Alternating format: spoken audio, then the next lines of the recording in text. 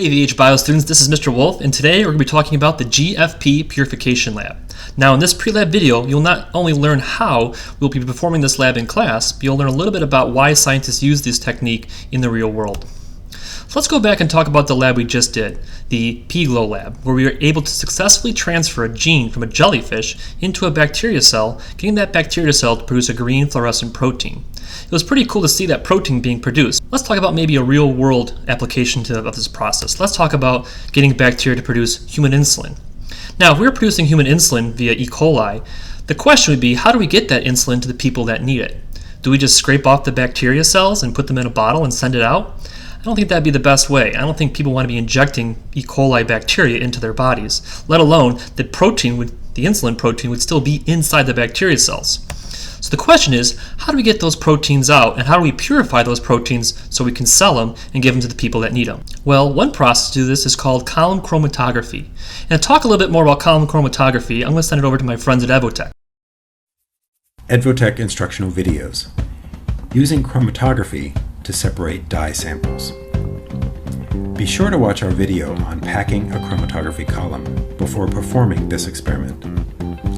You will need a pre-packed chromatography column, ring stand and clamp, dye sample, labeled sample collection tubes, and pipettes.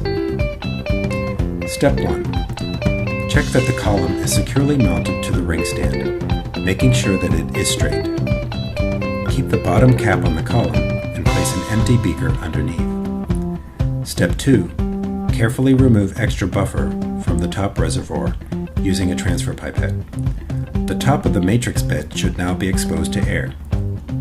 Make sure to minimize disturbance of the matrix while removing buffer. Step 3. Load the column by gently pipetting the sample onto the top of the bed with a transfer pipette. Step 4. Remove the cap from the bottom spout, allowing the sample to slowly enter the bed. When the sample has completely loaded into the column, the top of the bed will be exposed to air. Step 5. Once the sample is loaded, slowly and carefully add buffer to the reservoir. As the sample continues to migrate, add fresh buffer to the reservoir to keep it full and to prevent the column from drying out. Some experiments will require more than one elution buffer. Check your experiment instructions for specifics. Step 6. Collect your fractions when the sample nears the bottom of the column. Hold your labeled tube directly under the column spout and allow 500 microliters of the eluate to drip into the tube. The tubes are graduated to help you measure the correct volume. Keep an eye on the buffer level in the reservoir.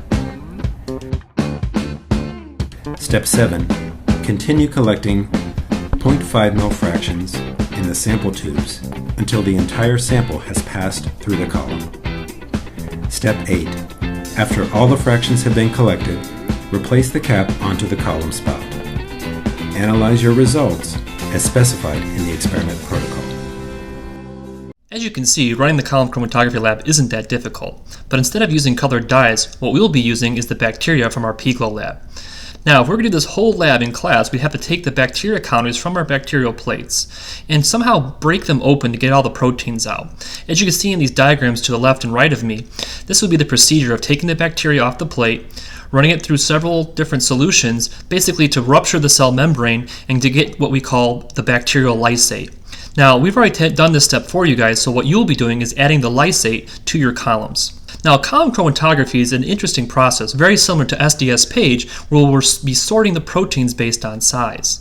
But instead of running the proteins through a gel, we'll be using a silica-based medium that looks a lot like wiffle balls. Now, when I use the word wiffle balls, what I mean is that each little silica bead has little tiny holes in it.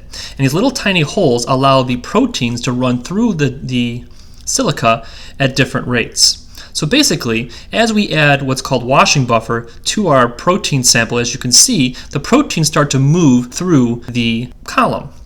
Now, as they move through, notice the bigger proteins, the green ones, are moving faster, and the little ones, the blue ones, are moving slower.